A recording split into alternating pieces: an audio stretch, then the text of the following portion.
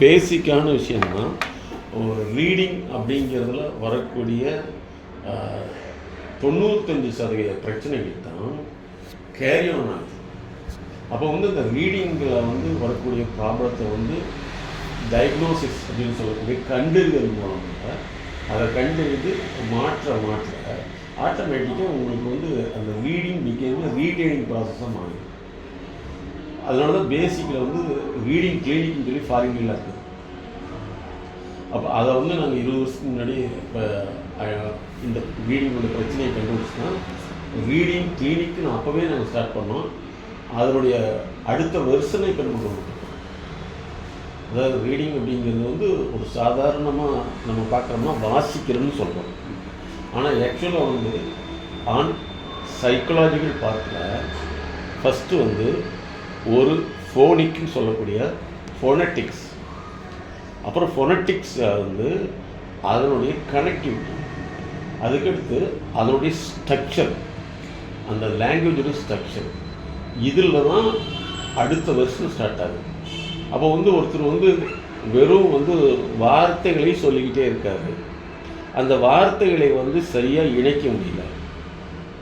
அந்த வார்த்தைகளை இணைக்கும் பொழுது அந்த வார்த்தை இணைப்பு உணர்ந்து அதனுடைய ஸ்மேட்டிக் அண்ட் ஃபங்க்ஷனல் மீனிங், அதனுடைய ப்ரொனன்சியேஷன் வருதா அப்படிங்கிறது தெரியாமே செய்கிறாங்க. அப்போ நம்ம அந்த ரீடிங்கோட பேஸ்குள்ளே தான் எல்லா கண்டென்ட் இருக்குது. அப்போ அந்த எல்லா கண்டென்ட்டை இந்த ரீடிங்கை நாங்கள் பண்ண வச்சு அதை மாற்ற அடுத்த ஒரு ப்ராசஸ் போகணும். ஆனால் நிறைய பேர்த்துக்கு ரீடிங்கை தான் வாசிக்கிறதுன்றாங்க.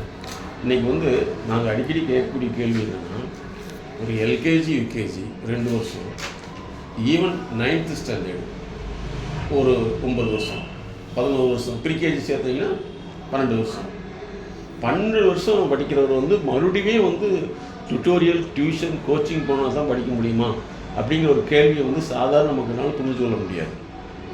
சாதாரண மக்கள் என்னென்னா மந்தை மனநிலைன்னு சொல்கிறோம். 1000 பேர் எங்கிட்டு போகிறாங்கன்னா அந்த சீடு போயிடுவாங்களே, சிந்திக்கக்கூடிய மனநிலை இருக்காது. அப்போ அதனால தான் நாங்கள் இந்த பேசிக்கை உருவாக்குறதுக்காக ரீடிங் கிளினிக் வச்சு ஒரு தனி மனிதர், ஒரு குழந்தை, அவங்களால படிக்கும் காலம், அதை வாசிக்கும் காலம், வாசிக்கிறதுல உள்ளக்கூடிய ஆர்வம், வாசிப்பில் வரக்கூடிய கனெக்டிவிட்டி, இது எவ்வளோ தூரம் இருக்குது.